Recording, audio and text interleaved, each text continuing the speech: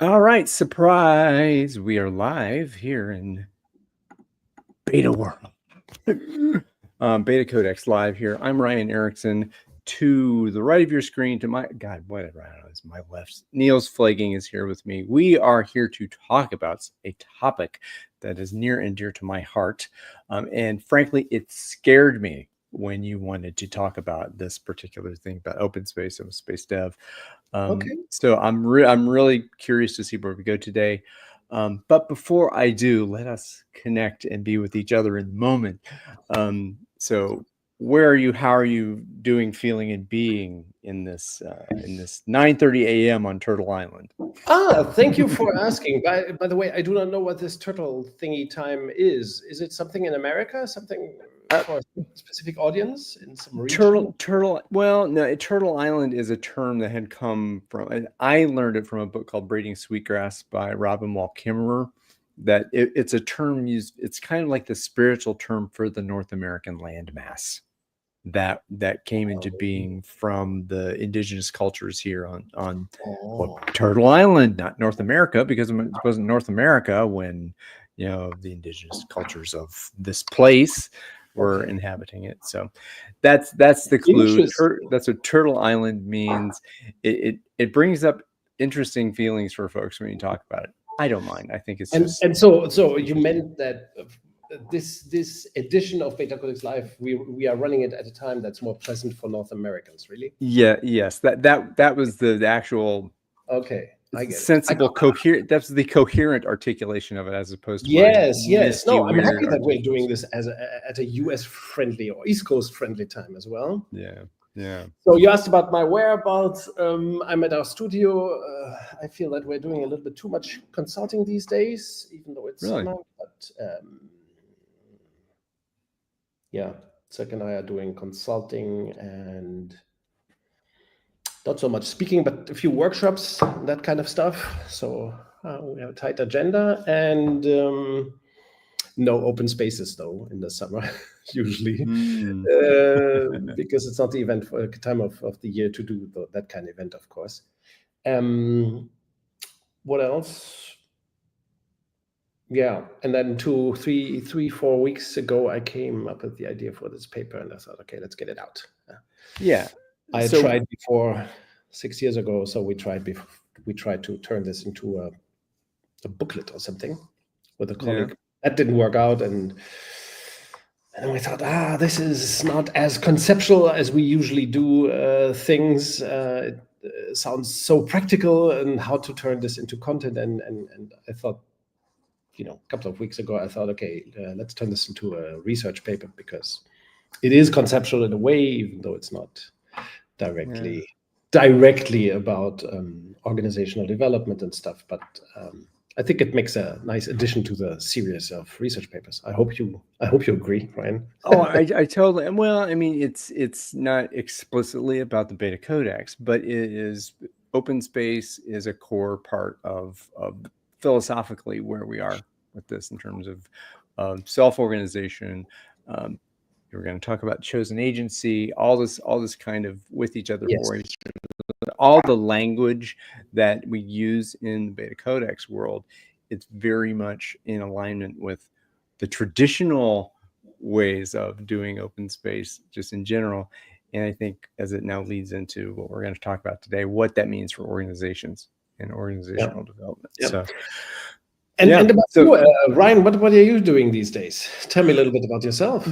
Well, my big focus here is on my place in the world is in Cincinnati, Ohio. So I'm so blessed to be here in this place that I love with history and roots. And I can say I wasn't born here, but this is my home. Right? So I care about this place. I care about bringing citizen agency, citizenship through an organization I'm affiliated with, through sponsor Peter Block, who's been on the show a couple times, called the Common Good Alliance. And the Common Good Alliance is about bringing these patterns of departure from the systems of coercion and all of basically getting from alpha to beta. But we don't talk about it in that way. But it's very much about helping citizens become citizens and create the structures that serve them in terms of land, arts and culture, journalism, and neighborhood being together. And so all the things that make a neighborhood, really, with people connecting to one another, that's what I'm into now. OpenSpace plays a big part of this with an event we're doing in August. We're doing educational interventions as well, kind of at a local university. So there's a ton going on. There's a master class happening with the common good. So that's where I am right now. I'm very much focused on bringing the common good and the commons here to Cincinnati and elsewhere in the universe, in the Betaverse. So that's what's alive in me right now, and of course, what we're talking. I'm kind of delighted, very pleased to hear that you now work with Peter Block's organization, because I think that contact ultimately emerged from us talking to him, right? So getting connected with him through our. Right? Yeah, through. I mean, the story is, I moved here. I knew he was here. I'd heard about these conversations for years. You told me in 2023 about confronting our freedom, and I'm like, whatever. And then so finally, I got this fucking book, and it kicked my ass. And so, and I tried to connect on LinkedIn when I moved here. Blah blah blah blah blah. Yes, but then I hadn't been connected with him either on LinkedIn, so it was a pleasant surprise that it all went so quickly. With you were getting in touch with him, and you met him in Cincinnati. Then we did the 2 podcast sessions. Very wonderful, really wonderful to be in touch with great, person from our great individual and thought. He's a real thought leader and felt leader of self-organization, right? So I mean, it's very nice. All the things we've been talking about for years, but even before I knew who this dude was, they make sense. They make a lot of sense now. So the paper. So why did you write this? Why was this important to write it, and why was it important to? You kind of led to you tried it before, but then now is the time. Why now? What's important about this? Yes, there are several ways to tell this story. One of them is that, of course, we always knew that we were deviating from traditional open space. So the purists, we are both jazz fans, and we know that fusion jazz was battled by bebop jazz purists for a while, for years or maybe decades. So this is something that has, in a way, happens, I think, in the sphere of facilitation, large group methods, open space as well, right? That it's kind of frowned. The deviations from purity are frowned upon a little bit, right? So, and by some, sure. By some, what is it like? Yes. No true Scotsman. I think that's the kind of thing. You've ever heard that? No, but it's like, you're not a real Scotsman if you don't do XYZ, right? You're not a real open space facilitator if you don't do ABC. Yes, someone when I once won the best business book award here in Germany. That was a long time ago. Oh my goodness! And the laudator, the person talking about the prize and about why they gave it to me, he compared me with Bob Dylan at that festival where Bob Dylan played electric. Yeah. And he said, okay, this guy Niels Pflaeging, he wrote this book, and he's a little bit like Bob Dylan, because he was a financial controller, and now he writes, and now he breaks all the rules and so on. So, or let's take Miles Davis, of course. I think we are both probably Miles Davis. Yeah. I'm a Miles Davis fan for sure, at these certain periods. I'm a big fan. So yes, of course, one gets reminded of these when you deviate from a classic concept that's considered, heresy by some, and of course, I heard this kind of critique. This isn't an open space. We want to. And at the very first open space that I think I organized myself, that I curated myself. Maybe it wasn't the first. It was the second. It was a public one, and it was the second I curated. The first was in a company and at a consulting client, and the second was public in Amsterdam. And there was a participant from Germany who was qualified by, I'm not sure, Harrison Owen himself or whatever. And he, at the end of the first day, he sat on the floor in the corner, this guy, Ilya, his name, and he said, this isn't at all what the open space should be like. This is an abomination, that kind of stuff. He didn't use the exact same words, but it was pretty much felt like it. Yeah. It felt like it. Yes, yes. He was kind of condemning me to hell, and and of course it was. I said, yeah, okay, but can't you appreciate that this is just a little bit different, and that some things may annoy you or may feel odd to you, but that this is purity, just different. And so there's a certain drama in these things, and I dig the drama as well. I'm not against it, I think it's wonderful that people defend the true art, the true form, and so on. It's beautiful, it's important, and I think we should all defend. We should fight against the cheap deviation, against the cheap rip-off, against the bollocks that's happening. For example, when it's conferencing and barcamps, often terrible things happen, or even when people call it open space, terrible things happen. So, yeah, right. Well, no, it's so when you're talking about, again, the purity codes and all this kinds of, this is not that, this is that. There are two things that came to mind. One was the Protestant Reformation, and Martin Luther banged the thing out there. This is different, right? Yes. So this is, but it's still in the Christian tradition, yes. And then what came back to me is like in Harrison's, the first book, before we even called it Open Space, anything like that, back in 1985, there's a book called Spirit, yes. which was where all this stuff comes from. Yes. And he uses very religious terms in that, this idea yes. of covenant, this idea of liturgy, this idea of ritual, and yes. this idea of mythos, and all those things, and that myths develop over time, liturgies evolve. And so it's important to recognize that there's an evolution. I think one of the things that you called out in the paper, and I think very distinctly say that open space has not evolved in a particular, it has not evolved, period. I think you said that's not evolved, and there's an evolution that's needed, and that's being yes. provided. Yes. And that's, and that, because I as a member of the board of the Open Space Institute of the US, one of our responsibility is to hold the space for open space, right? And that's it's what you take whatever that means for those of you in the know, but I think that is also taking responsibility for what might happen in the future, being open to new ways of honoring the spirit, honoring the circle, bulletin board, marketplace, yes. and getting to work, honoring that, and being willing to be with the mystery of what happens. So yes.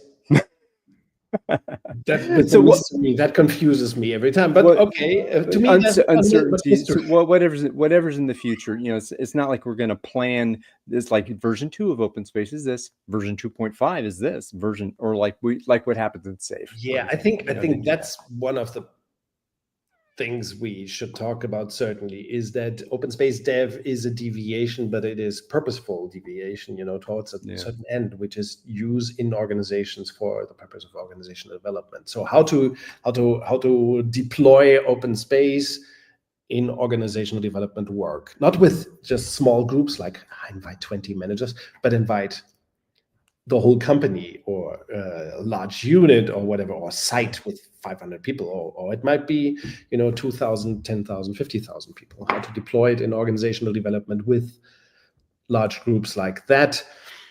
And of course, if you look at open space critically, you see that it doesn't fit so well, right? The classic open space, it becomes limited with the circle, etc. And that's some elements are missing, right? How to connect the results from the open space with the work that should happen afterwards, the real organizational development work. So so in a way, open space dev is open space that's geared specifically to this purpose, to be used inside organizations and with medium, large, or massive groups of people for the purpose of transformation, change work, and organizational development. And the traditional form, again, it can scale to thousands of people in the same way, but when you do that in a public space for 10,000, 50,000 people getting together, the coordination of it is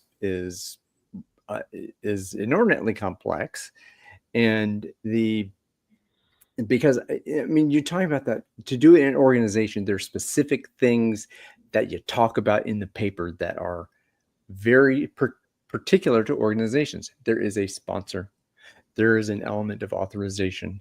There is that. What does authorization mean within the organizational boundary? Yes. That is totally different than bringing 10,000 people to a place, sitting in a circle, doing that in a more, unorganized, self-organized process. So what are, in your mind, what are the starkest comparisons between the framing of the traditional open space 5 principles law, butterflies, bumblebees, the plenaries, and that kind of stuff? Because I have some riffs on what you put into the paper, but I would like to hear from you. Why is there need for derivation, other than just in general in organizations? Yes, I think you just gave an excellent example of where you need a derivation. For example, there's this thing that is holy to some in open space circles. That is how the opening circle or opening plenary has to happen, in a large circle and so on. And it has to be really big and there have to be flowers in the center. I think that's completely optional. Let's put it like that. You can do it like that, but it ceases to work when the group gets larger and larger. To me, when people talk about these opening circles, I also hear we do it with small groups, and to put 500 people in a circle like that would be, it starts to become impractical. And so we always wondered, Silk and I, how to make that entire circle setting superfluous. How to, because ultimately it would be nice if we could also do easily, let's say, organize open spaces with 500, 1,000 or 2,000 people, right? But then you would have to, it's also so difficult to organize if you need so much space, because you need, for that plenary, you need, so much space, and then for breakout sessions and so on. So what if you could do open space? We asked ourselves, right? What if you could do an open space with hundreds and hundreds of people in a flat space, no doors, no separate rooms. You do it in a flat space, like a gym, and the plenary wouldn't use up so much time because you do not need to do the session pitching. What if you took the session pitching out? And we wondered at the time, this was 15 years ago, we asked ourselves, okay, what web tools exist to make to anticipate the session proposal thing? And at the time, there was a new tool. There were several tools, but one that stood out for me, Idea Scale. Yeah. And we used Idea Scale. This was a long time ago to do the session. Well, I think this is the again, the core. Sit in a circle. It's like all these circles. It's got to be a circle. It's got to be people sitting in the circle. But that's like any scripture. It needs to be interpreted what it means. Right? Exactly. I think the interpretation, in this way, we're talking about widening the circle. It's a web circle. Yeah. Creating a huge circle of people. So you're all invited. Then that the marketplace builds over time. That the time is expanded. But you have to start. Here it is. No, we're building the marketplace, then we get together. Yes, and of course there are tons of advantages of anticipating the opening of the circle space online, because of course people will be invited by the sponsor to think about topics. They will suggest topics, and others can vote online, and comment and discuss and say, let's change the topic a little bit, let's tweak it. And you can also topics that are not to the point, that do not fit with the theme of the open space, can be excluded, and so on. So lots of stuff can happen ahead. So, and with the voting and the commenting, you also get a feeling ahead of the open space event meeting of sessions that should definitely get on the session grid, as we call it. Not sure if that's common. Is that a common vocabulary thing? Yeah, the session grid. It turns out like that, because that's what it is. In open space dev, when people arrive to the open space, they meet a session grid that's already 70 to 80% populated, because people have proposed sessions for weeks, and commented and voted and so on. And debated ideally. They have prepared, they have warmed up, and so you save a lot of time. And of course, the opening plenary in this setting, if you consider all these circumstances, this is a visual of a session grid, how it would approximately look like. And if you consider all this, then of course you find out that for the plenary, you do not need much time for it. It can be very basic because the grid is already there. Mm-hmm. And there's an interesting thing that happened between us during the correction phase. Did you notice? It's been a week or so. What were you? There was one funny thing. There was one correction that you made in the paper, okay. And that I didn't tell you about it. So this no, please.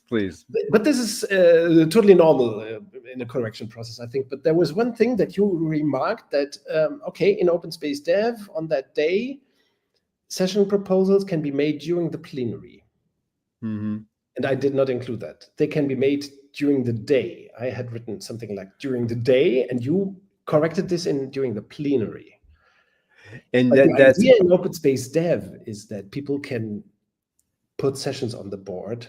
The space is open before the day, it is open with the invitation in principle, but even during the day, during sessions, people can walk up there and put another topic there or discuss. Do we want to unite these two sessions? Do we want to mesh them up or something? No. So this is a philosophical difference. How is the social density created? Right. I think, and you're talking about that it happens in kind of this big. The people kind of get together and like, facilitate. Here's how you do it. The facilitator says, here's how you do it on the day. The sponsor says, here's the theme, and then here's the board, and then blam, and you go. And there's not that period of. So that is a critical part of the religion. I was gonna say even the religion of open space technology, and that's the. And in my mind, that's one of the beauties of the circle, right? Is to create that anxiety. And I also go back to confronting your freedom. This is the confrontation of your freedom, right? The circle is there. You go in there and you experience the anxiety of you walk into that across the border, of that, and say that. Now, but that's, of course, that's one way of invoking do I care enough about this to go and risk my vulnerability and shame to do that? So I understand that's over psychologizing it a little bit. It is. Could be. Definitely. But well, no, so, it is definitely. Oh my goodness. Okay. So, but this is what we're talking about. There's no rule against it, but it's but if you want to create that, I mean, this is about the design of the event, right? I think if you want to design that emotional arc, right? That's a design decision, and I think this also gets back into what the 14 design concepts that you put forth in OpenSpace Dev are about, creating a specific design within that context, right? And that design within the context is not intended to invoke anxiety, is not intended to evoke this sense of.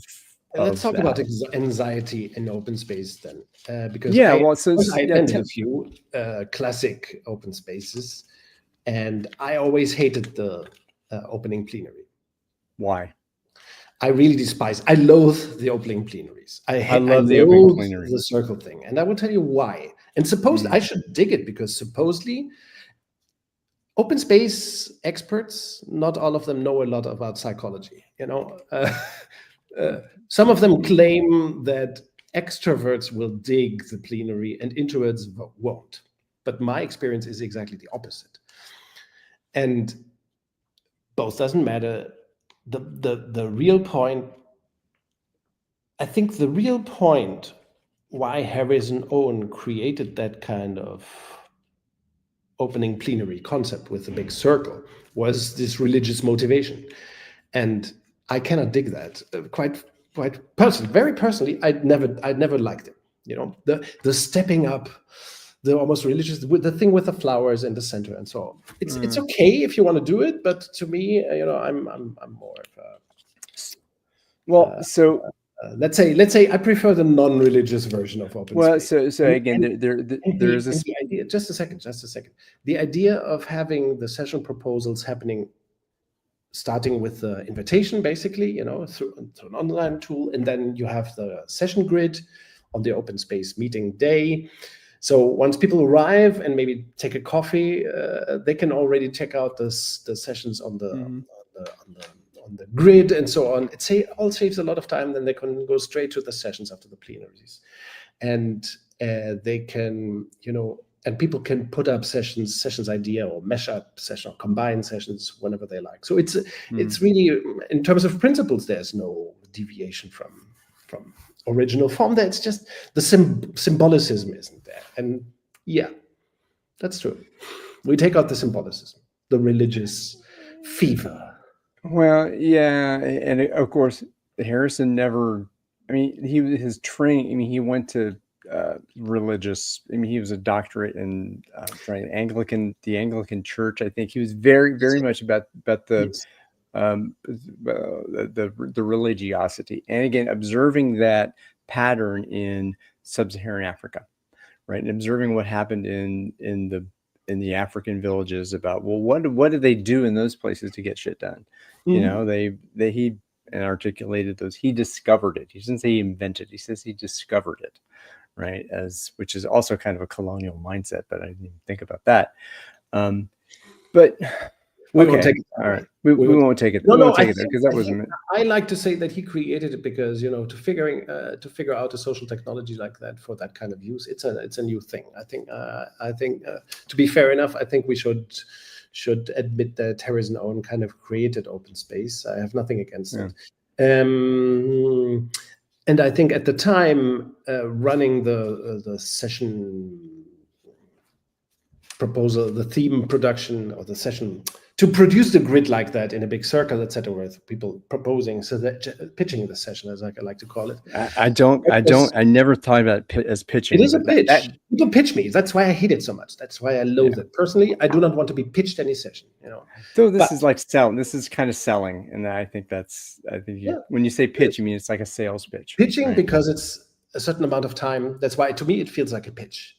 And then there are the good salespeople who know how to do that. Then there are the awkward people and so on that sell it worse and so on. It's all a popularity contest. I hated that in OpenSpace. So when we came up with the idea of doing the session proposal, anticipating the session proposal, or opening the space for session proposals way before.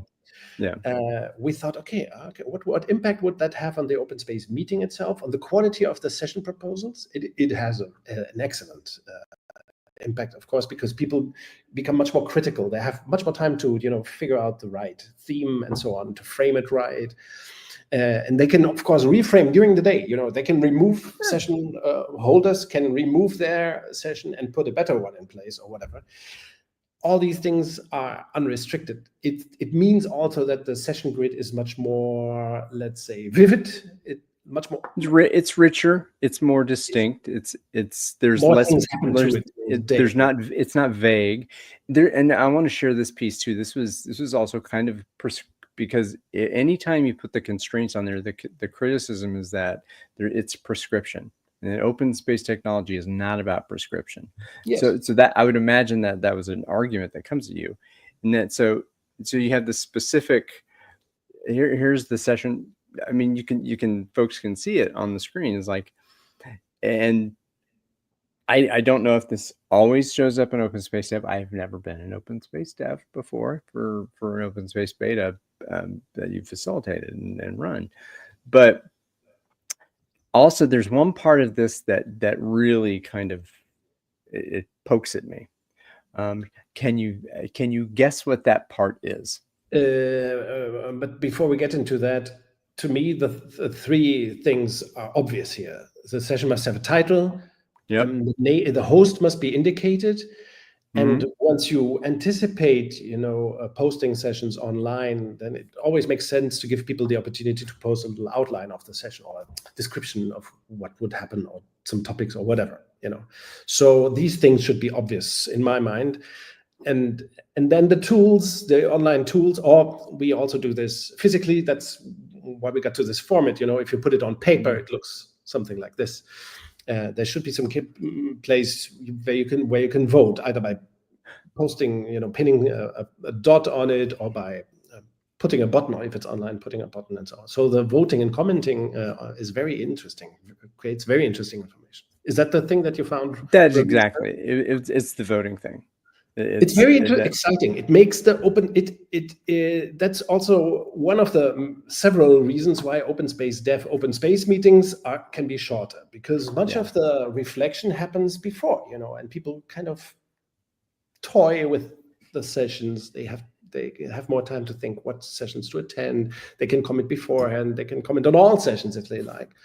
And the voting gives you information, of course, about a little bit of information about possible popularity of a session. And about how to configure the grid, so it makes the OpenSpace experience very rich, really. Yeah. So again, not to be misunderstood, right? When we develop these options of these characteristics of OpenSpace dev, it was not the main intention to eliminate the session pitching or the huge overblown, in my mind, the religious ceremony. It wasn't. That wasn't the intent. The intent was to make proper use of the internet, make the session proposal process more intense, more richer, to help people prepare better and understand, because imagine the sponsor sends out the invitation to the OpenSpace, the first sessions are proposed, they have a certain quality, right? It might be very high or very low or average or very mixed, so people learn something out of that, and they will reflect during the following weeks before the OpenSpace what other proposals to make session. And so everybody, even before the OpenSpace day begins, they know the kind of quality of sessions that will come up. Everybody has much more time to look inside herself and himself and think about what do I want to do with this day. So you can take time out of the OpenSpace meeting. It becomes much denser, much hotter in a way, much richer. Well, I think what feels like a stark deviation for me is you're struggling with the infamy of the. Well, no. So think about this. You're basically you're removing, not necessarily removing, but you're really dialing down the element of surprise. So you are. So because there's no surprise at what sessions are going to show up on the day. No, you are. No. But, just a second. Just no. So my point. Well, my point is that if I don't know what you've proposed, I don't know what other people have proposed. Maybe I'm talking about. Maybe I'm not. The invitation is in the air. There's this element of something's happening. Something's going to come. Then there's a big blow of silence, and then blam, there's the surprise. That's a dramatic thing that partially again plays in the religious thing. But I feel my assertion is that we don't have to agree, of course, but there's the be prepared to be surprised. The surprise happens at the transition from the circle to the marketplace to the union of passion and responsibility as you go into the breakouts. So please tear that apart as you. No, it's not. And I get where you get. You get what I'm saying. Yeah. Of course, I get your point. I feel you. But may I contextualize a little bit? So please. Because if you look at the OpenSpace day, you are right. When the session grid is there, of course, people will be surprised by seeing the grid. They are always stunned. Yeah. The richness of the topics, even because what we do as organizers in our open spaces in OpenSpace Dev is we set up the grid the evening or the afternoon before the open space. We put up the grid, right? Part of the job is together with the sponsor usually, or ideally we let the sponsor put up the raw version on the floor of the grid and then we hang it. And there is always an event of surprise, I can tell you, even for us as organizers. And we look through them. But there are additional things for the participants, I think you thought. Sure. You argued from the participants' point of view.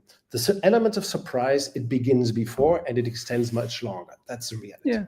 Yeah. Because if you anticipate the session proposals, there will still be surprise every day. Right? Are there new sessions being proposed? So there's a lot of, Sure. and it's very important. You hinted at something important. Of course, there must be surprise on the day. There must be the option to position entirely new topics or sessions proposals on the board. That's why the session grid starts with, in the paper it says so, right? With a session grid that's 70 to 80% filled. Our experience is that when people arrive and have a coffee, before the plenary even starts, they look at the wall, because the grid is always positioned in a place where everybody can see it, right? So people stand in front of the wall, and of course, people who will facilitate a session, they are especially early. They arrive early. Yeah, sure. And then they notice, oh my goodness, there are these two sessions. Does it make sense to have them compete? Yeah. Shouldn't we combine those two? Who is the other person who proposed it? Yeah. So a lot happens on the grid even before the plenary starts. Yeah. And we were the first time we did this, we were flabbergasted. I was like, no, people cannot change everything. We took so much care. This was like 15 years ago, right? We took so much care. It looks so perfect. It's beautiful. And then people like, it's a piece of art.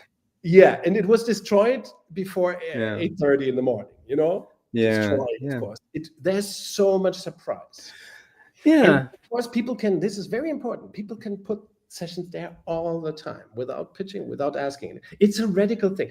I know it's very different from the plenary thing. You are totally right. It has a different feel. It feels different. But it's a huge. There's a huge element of novelty. It's very lively. The grid is like the core space in this kind of open space. So this is the idea of symphony versus jazz, but because you're composing these things as you go, and then now we come to the day and it's this performance, kind of like that. But whereas it is, but you. So yes, it is. But you get there, and if you've got there's a sense of urgency. That's one of the big things that happens in the Scrum folks talk about this all the way. I experienced this thing in many of the Scrum events or whatever that I've participated in over the years, is that there's this sense of there's not enough time to get all the way through and to do every bit of analysis before and do that. So we got to do that work where the energy is in the room on the day. And that is there's not enough time. Oh, I don't have time to do this, that, and the other. I'm going to but there's this. It is about the feel. It is about improvising on the day as opposed to composing beforehand. Now, I love the frame. I'm not saying this to be down on OpenSpace Dev, because I think it's a great frame. I think that the idea of getting the information out there, building up, having the commenting, having the voting, having that stuff to build and go on the day. I think that's great. I just think it's different. I think it's a very different feel. And maybe what you are I'm naming something. Yeah.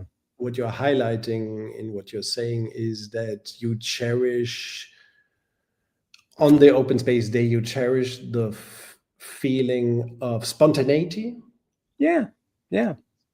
And OpenSpace Dev, it's supposed to feel more rational and a little less spontaneous. That's true.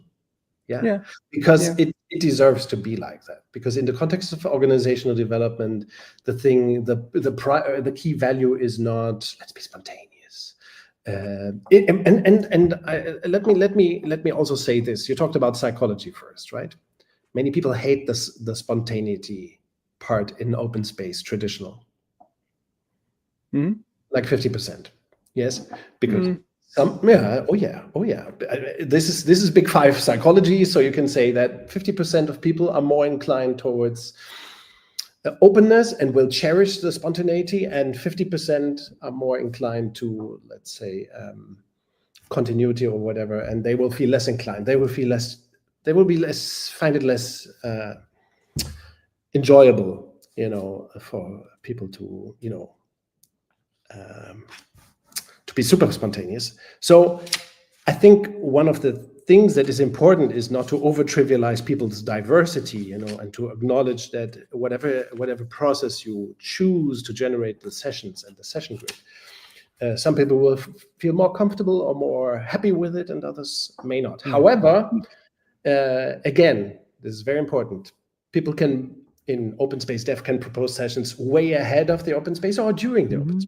They can even say, okay, I proposed a session online, but I have another one in my sleeve to fuck with everybody. And that's fair, that's fair and well. And it happens, it happens.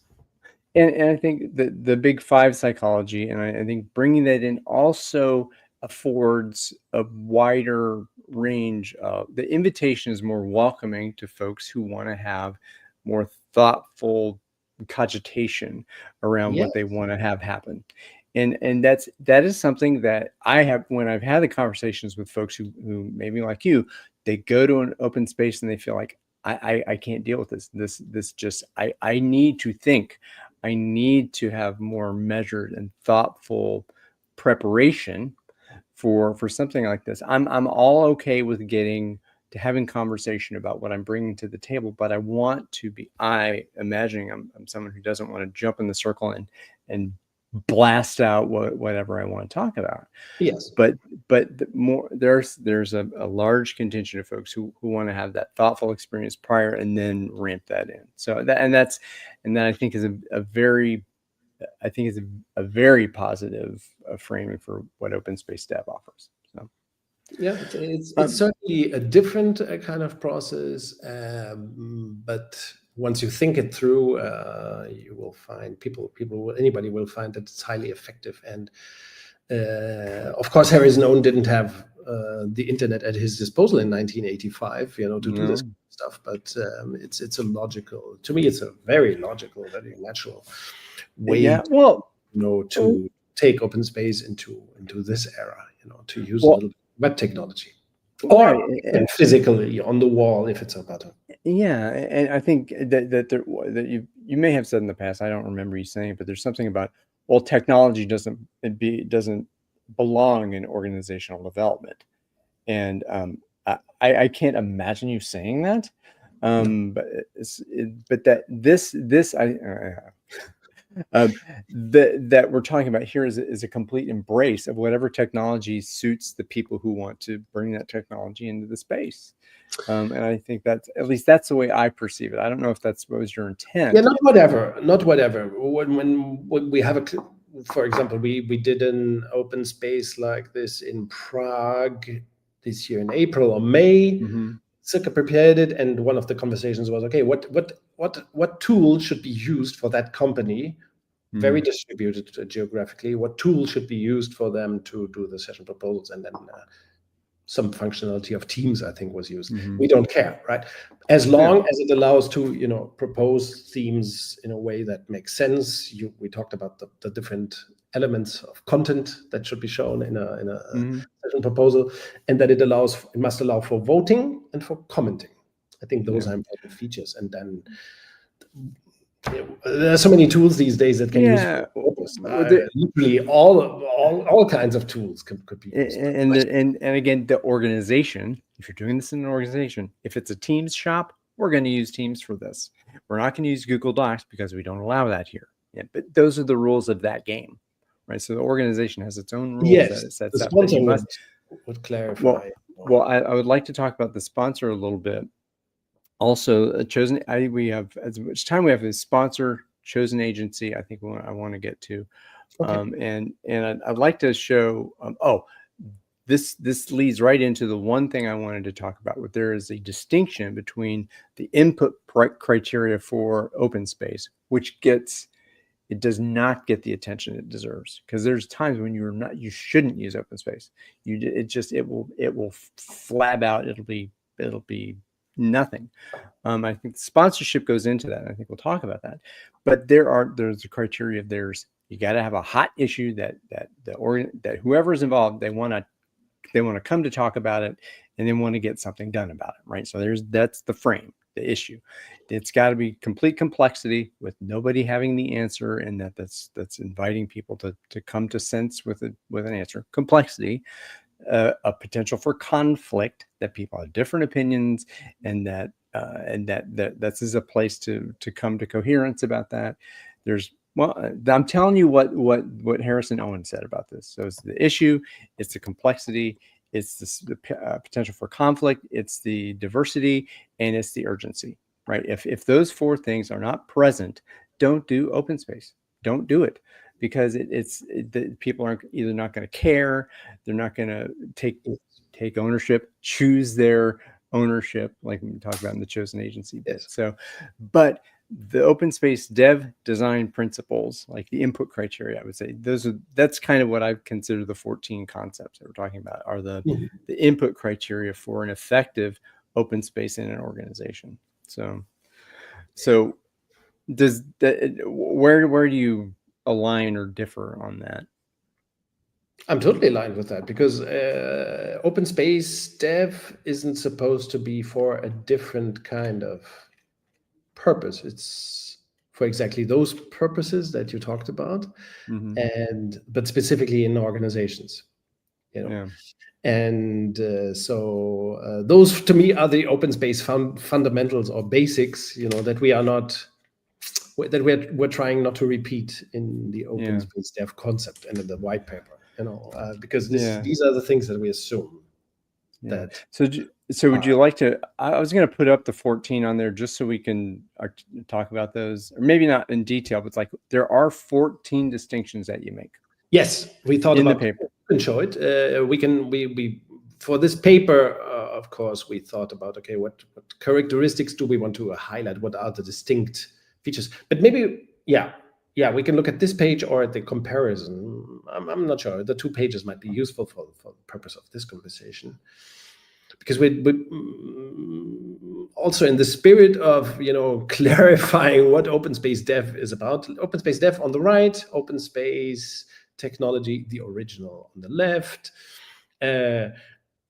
I try to work out a little bit some of these key distinctions. We already talked about one of the key distinctions on the lower part. It says session generation, and we talked about that. How to generate, when and how to generate session proposals. Yeah, there are other differences, characteristics. One is authorization, which doesn't exist in open space technology. This is an idea that we got from Daniel Mesick, of course. Authorization through a sponsor is a key element of open space dev.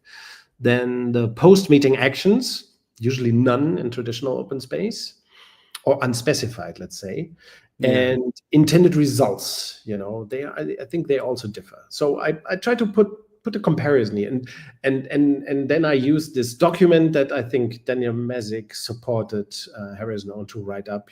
This reference document. Yeah. There's this reference definition in the document that I like. 1, sit in a circle. This is open space traditional, right? Sit in a circle. 2nd, build a bulletin board. 3, open marketplace. 4, go to work. I love the simplicity of it. It sounds very much like Daniel Mesick, by the way, right? Or Daniel Mesick sounds like Harrison this is Owen. brilliant. This is brilliant. How is open space dev different? So I came up with this slightly longer list. This is not to mean that this is not to be wise as comparison. This is just trying to clarify what are key differences, and to have a sponsor. Go ahead, please. What it means, that's key too. I think it should, that having a sponsor should be part of traditional open space technology as well. Well, that's interesting, right? Well, I think that's another thing that gets missed out a lot. I think is and by the way, none of this is a critique of traditional open space or open space technology. Again, we're just saying there is another way of running open space that's very interesting, that's delightful, that's, let's say, an extension or a deviation. But within this Holy Scripture, it makes total sense. It is allowed. You can do it. And it's like Leviticus. It makes a lot of sense. That's the idea. It's like the book of Leviticus in the Torah. It's the New Testament or something. Yeah. So, but I mean, we talk about sponsorship. This and the sponsor involvement, the sponsor's words with the invitation. That naming the role of the sponsor and making sure there's a sponsor who really wants this to happen and is committed to having this happen. That they're not just going to say, "Hey, let's do an open space." give me my golden parachute, because if this goes to shit, I'm not going to be held accountable. Yes, we always get this from our sponsors as well at a certain point. The fear aspect. Do I really want to go on with it? It could be such a mess. And then at a certain point, there's clarity. That's why we invite the sponsor usually to, on the day before the OpenSpace, to set up the session grid with us, because then the clarity of how it will unfold, the sponsor gets an idea before the OpenSpace of how it will unfold. This is a friend of mine, Dan, in Cincinnati, OpenSpace practitioner. Hello, Dan. The connection, yes, connection before content, the sponsor role is connecting. Well, this is also a call out to Peter Block, right? To connect with, as humans before we go and get down to business. I think that is... reminds me of Alan Deutschmann's brilliant concept from the book, Change or Die. Dan, if you are interested in this topic, read the book Change or Die by Alan Deutschmann. And he calls what works in change, he calls that concept relate, repeat, reframe. And I think what you are talking about here is the relate topic. Relate, repeat, reframe. That it's these three elements are needed if you want to produce serious change. And OpenSpace, of course, offers this a lot, you know. And the idea, yes, of the sponsor is that everybody who wants to attend and who accepts the invitation will connect to the sponsor and to others, ideally, or usually as well. Come and by the way, enabling people to propose sessions before the OpenSpace, it's a lot about connection as well between people. Because when you see that Susan did a session proposal that you didn't like, you can comment, or you can propose another session proposal to add to it, or to all these things are also about connection between people. It really opens the space way before, weeks before the actual OpenSpace meeting. So wonderful. Connection, and I think, and then the content, invitation, and you can put up sessions. Well, I think this also affords the opportunity for people to feel open and authorized to connect directly with the sponsor. Yes, because if the sponsor is saying you're authorized, we're going to do this together, I don't know the answers. I'm not the boss. This is really true. Everybody, in our work, it's very common that some people will come up and ask the sponsor, "Is this really true, or is it just some bullshit?" Yeah. So we always tell the sponsor, don't just send the invitation. Be prepared to explain why you're doing it. And don't be insulted if people force you to repeat what's already written in the invitation, because that's your job before the OpenSpace, to repeat the invitation. And I think also this harkens a little bit back to the Kotter work about repeating the message, being very patient with the idea of having the message, which kind of feels weird. I'm going to tell you what the message is. You're going to accept the message. Fixation on acceptance, right? But that's the sponsor should be able and willing and able to explain the problem as she or he sees it. The urgency, and from her or his personal point of view. So that message, it must be explained, it must be repeated, And the sponsor cannot just say, "I sent you the invitation, you should better read it again, because I do not want to explain it again." That's not a good approach, A better approach is to, thank you for asking. Apparently I did not make myself clear, and we should discuss this here. Why this needs to be done, why I think this really matters, and why this will be done, regardless if you accept the invitation or not. It's very important to have this kind of conversation, tons of them. Yes, and that will inspire great session proposals as well, this kind of discourse. Okay, so sponsor and being explicit about it, connecting with the sponsor, all the stuff that really ought to happen in OpenSpace, in any OpenSpace. You ought to have someone who cares about the issue and has the cachet to say, "Hey, come here and talk about this, because this needs someone has to have what I would call convening authority." Right?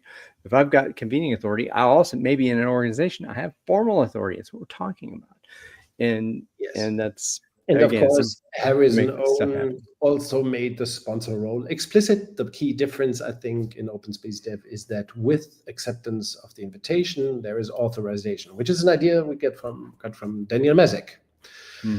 So in a way, OpenSpace Dev builds on Harrison Owen's work, It builds on Daniel Messick's work, and it builds on OpenSpace Beta, on stuff that we, Silicon Eye, really invented, like the prep day, for example. Yeah. So and certain specifics that we came up with over time, and that we tested diligently, So it's a OpenSpace is really a combination of Harrison's work, of Daniel Messick's work, and our own work during the last 15 years or so.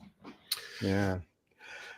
So how about this whole idea of fixation on acceptance versus chosen agency? What the hell are you talking about? Yes, and this is why all this shit matters, right? because the two of us, we just love to talk about OpenSpace, right? Yes. Yeah. However, there's a reason. Yeah. For it. There's a reason Yeah. for it. There's a great song. There's a reason for it by Aha, by the way. I don't know that one. Beautiful song from a later I only know. from the 1990s album. There's a reason for it. And before that, I had this Desiree song from the 1980s. You gotta be bad, you gotta be bold, you gotta be wiser. That's very OpenSpacey, I think. Very OpenSpacey song. You gotta be hard, you gotta be tough, you gotta be stronger. Is that? No, it's slightly different than that. But I get that one. Yeah. It's very OpenSpacey. So why does this shit matter? I hope somebody's still listening in. Because we have two people here that are active there, and there's some on the you got a few on LinkedIn that don't show up in StreamYard, but yeah, there are people out there. Feel free to comment. Your comments will show on the screen immediately when you make them. So if it's something I love that obscene, and we had a photo of Dan, colleague of yours. Yeah, there was a photo even in the. Very nice. Very nice. Yeah. So kudos to StreamYard. So the fixed agency, I'm going to find it in the. Yes. Why does it matter? Why is it important? Why does it even matter? And what was your question specifically? Why does it matter? What is the difference between fixation on acceptance and why does it and chosen agency? What is it? Why does it matter? Here's the secret agenda with OpenSpace Dev and this paper to get away with change management, of course, right? And with all this boring top-down planned change, hierarchical, dripping down, sucking organizational non-development shit, right? So why is OpenSpace so important? You love the exaggeration, right? Oh, it is classic you. So why is OpenSpace? Why does it matter to me, for example? Let's make this personal. Why does it matter to me and to Sicker? Because we think there is no other way. If you want to do something serious, if you want to overcome the system, if you would want to do, as Alan Deutschmann would put it, relate, repeat, reframe for something. If you want to do something transformational, you need to get together all the willing, and you need them to choose agency. Yes. And when you start serious organizational development or change or transformation work, you do not know exactly who will be willing to engage in what measure. You do not know who will be excited about it or unexcited, or who will be frustrated and even opposing it in some way. You do not know ahead of doing it.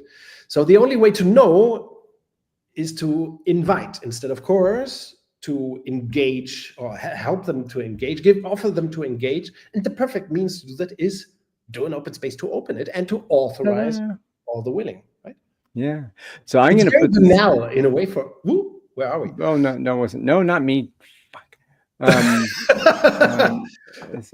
Here we go. There we go. That's what I was trying to do. So the idea is, instead of trying to convince people, trying to force them into acceptance, and instead of try to convince, oblige, force or bribe, getting the boat, etc. people, left side, you can the best way to produce agency, voluntary engagement, by people is to, invite them to an open space in a decent way, have a theme, have an invitation, have them accept or reject the invitation, show up in the open space, set the topics, discuss, debate, agree and disagree and document, and then you can derive work streams from that. That's what OpenSpace Dev does.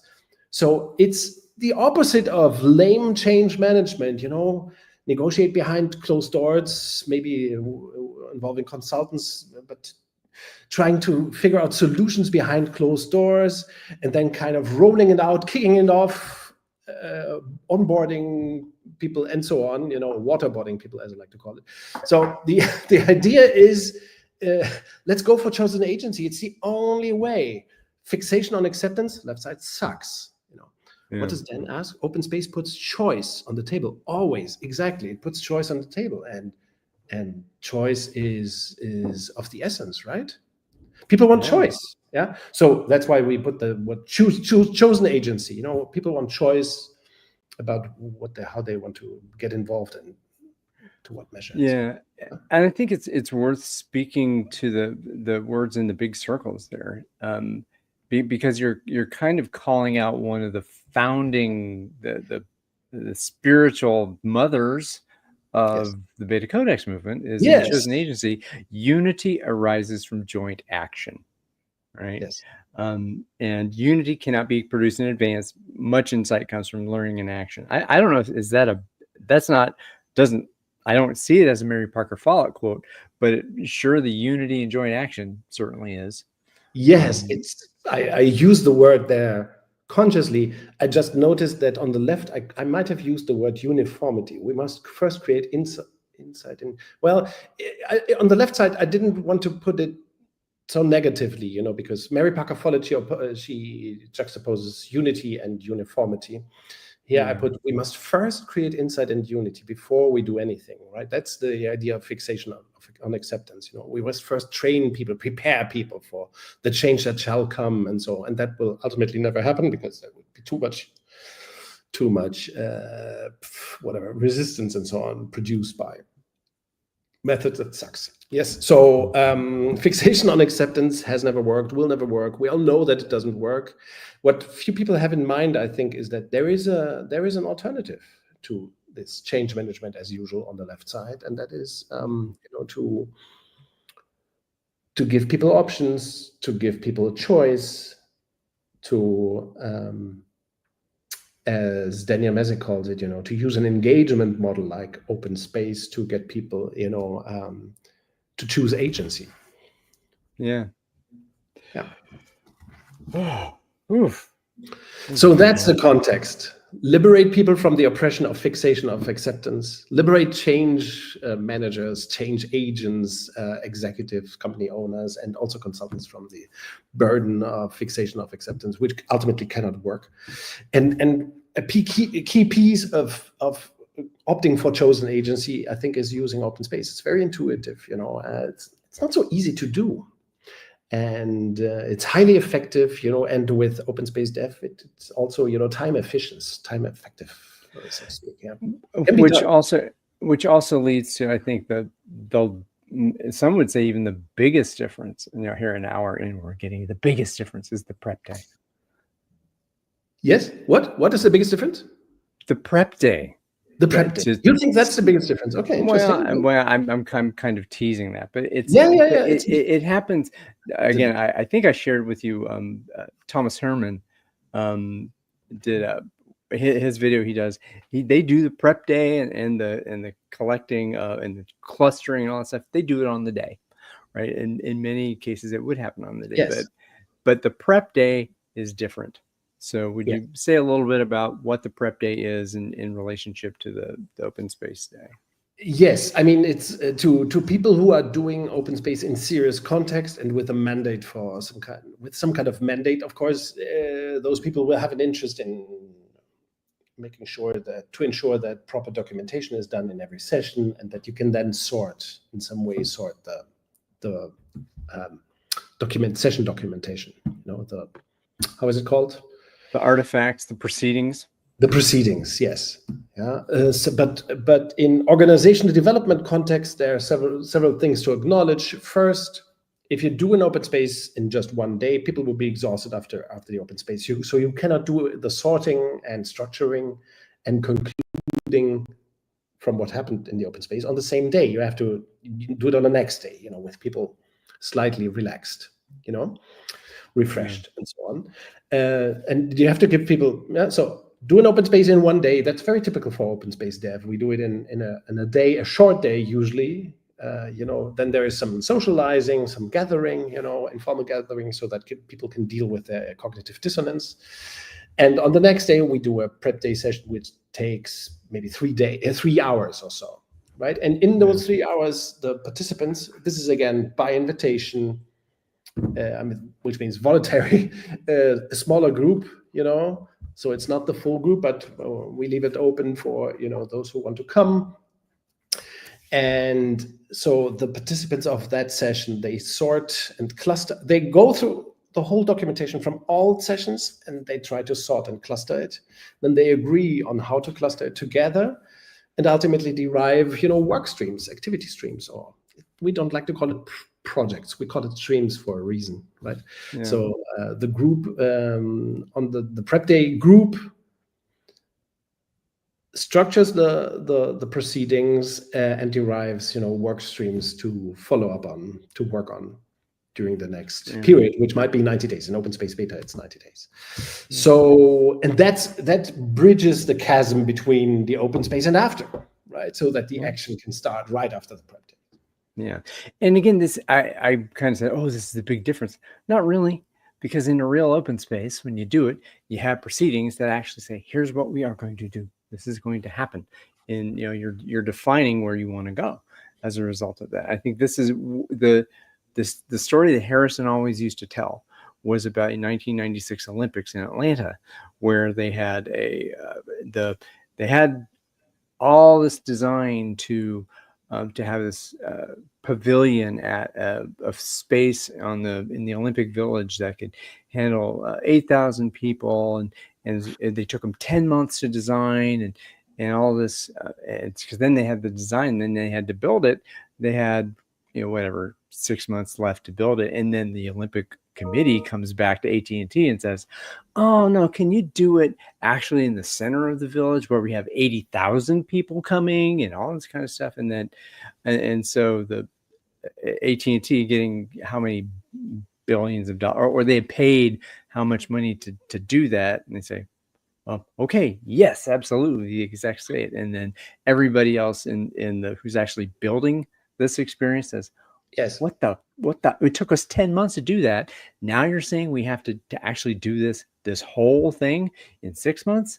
You're fucking nuts. And so the CEO or whoever at AT&T calls Harrison, they come in, they do OpenSpace, they open the circle for folks to come in and say, we need to do this, we need to do that. And they had the energy and the urgency, complexity, all this stuff. And they created designs, they created the plans that they were going to execute over the next couple months. And I'm sure they had the traditional project management that came out of it. But that was the proceedings. It was the actual, here are the artifacts of all this talk, right? This talk means something. And we are here because we care about this. We're going to do this. We're going to commit to this. And here's the stuff we're going to make happen, right? So that, I think that is so important. It doesn't happen often. I think the prep day makes it explicit. I think that's awesome. Yes. And the story that you just told, it suggests that a lot of design work was accomplished during the open space. It was probably longer, several days or so. I think it was 3, maybe. Yeah, in OpenSpace dev, the idea is not so much to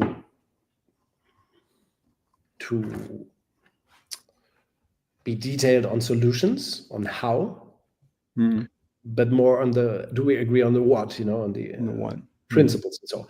Because in OpenSpace dev, if you want to limit an open space to 1 day, and if you have, like in OpenSpace data, 90 days then to execute or to work on this with the work streams, you don't have to come up with all the solutions during the OpenSpace day. The OpenSpace day is more to create a certain level of agreement, different quality of conversation, and a certain perception building, and a certain, unity, maybe? Resonance, unity creation. Exactly. Which you can then in the work streams, of course, profit from and build upon. Yeah. But, fleshing out solutions, doing detailed design, that's not at all what I think an open space in OpenSpace dev would be about. It can be used it could be used in a different way. That's why I would then customize it differently, and come up with design OpenSpace design, where during an open space you do design work for something. The Olympics pavilion thing, that could be an example. That can be done as well, but it's not what OpenSpace Dev is about. OpenSpace Dev is about deriving the streams to work on design matters and changes, organization development after the open space. So many people can use it. I'm sure. Many people will be relieved to see OpenSpace Dev as a different option of running open spaces. Very large open spaces inclusive. Yeah, and within an organizational context, giving some, I would say, some scaffolding, some bridging into and structure to the structure. Which is and important. The prep day, you are totally right. It is a major thing in OpenSpace Dev, because it is also an extension of OpenSpace, with slightly less people and for a specific purpose of clustering, assigning people to certain streams and so on. So it is specific, but it's still within the open space, so to speak. And it's still an open invitation. Yes, very importantly. Yes, it's still an open invitation, and we take great care that people, even after the open space or at the end of the open space, can decide to participate in the prep day. So those details matter, of course, in executing and doing this, right? That some people might not have been conscious about the prep day, because it's kind of when you have a sponsor inviting to the open space, it's the open space that appears a lot more than the prep day. The prep day seems far off. So some people during the open space might realize that they have the energy and the will and the interest to join the prep day. So you must give them the opportunity to join. Yeah. Yes. So all these things matter. We don't over-explain these things in the paper, but you are right. The prep day is a key thing, because it also signals to everyone that this is not bullshit. This is not the documents, the proceedings are thrown away. This will be synthesized the following day, and worked out to become the program for the organizational development actions afterwards. Structure. So it's a great thing. Silke came up with the basic structure. So we try to synthesize this in the paper, describe it very, poignantly, very crisply. But it's a key difference to traditional open space. And again, for those of you who are curious, in the comments on YouTube, we put in the link to the paper. You can go to either Niels's Substack, your LinkedIn, my Substack, the BetaCodex Substack. This paper is available in many places and in many ways, and we'll be it's really for download. It's on the BetaCodex website, but there are links everywhere. We currently try to spread the links. Yes, spread, share wise. Like and subscribe, folks. Like and subscribe. Yes. The great thing. Final words you want to say about this? What have you wanted to say that you've not yet said? Well, let me say that I hope that, and I wrote this in this little article today, the yellow one, the one with the yellow title image that I wrote on the BetaCodex Substack. On one hand, OpenSpace is popular, but on the other hand, it's still quite underused, I would say. It's grossly underused, as I like to say, because it's not deployed. It's such a rich instrument, such a rich method in the context of organizational change and development. Even, you could use, and organizations should deploy OpenSpace Dev, the OpenSpace Dev format, as an alternative to strategy strategic planning and shit, because that never works. So why not do OpenSpace Dev, to get something out of it? So that is a slightly different field than organizational development, but work on the business model, work on strategy, work on. It's what you're exactly saying about ending up with, out of that, opening the space for what people care about and want to have happen in the context and the sphere of activity of the organization. And that is strategy, right? This is what we care about, as we come to be a we in the open space and launch the strategy. What are the principles we're using to make this decisions to come to agreement in a joint fashion as we go forward? Yes. What I meant is OpenSpace is so attractive to do it in and with organizations, with all the willing, with potentially everyone in companies. It's so attractive and so rarely done in organizations. And I think the reasons are very straightforward. If it's too time consuming, who can gather everyone in a company for 3 days? It sounds impossible, right? Gather everyone for a day is kind of feasible still. So why not do it? You even do it for the Christmas parties. So why shouldn't it work for an open space? And you get so much out of it with this structured approach that we discussed. Starting session proposals way ahead, weeks ahead of the actual open space, following up the open space with the prep day and so on, with all these changes, these modifications that open space dev gives. Organizations can be so much more fun, raise the quality of interactions, get to results, of course, act straightforward and very quickly, ultimately. So, I hope a personal wish of mine is that organizations deploy OpenSpace Beta, OpenSpace Dev, OpenSpace Beta as well. And not deploy it, but actually use it to create results, because if you're going to deploy, you're forcing it on people. Yeah, deploy. I like for some strange reason, I like the words decoy and deploy.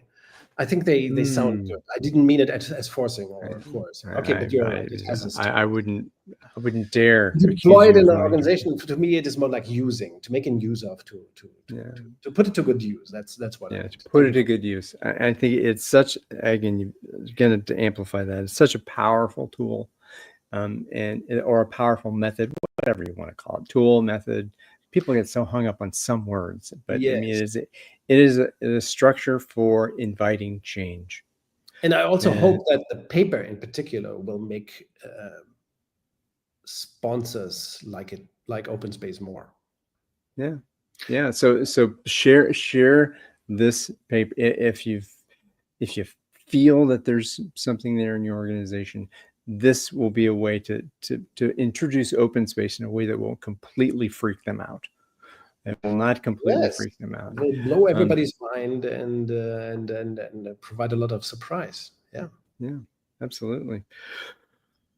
Well, thank you as always. It was a great process, I think, going through the editing and the dancing that we were doing on the page, and which is always fun.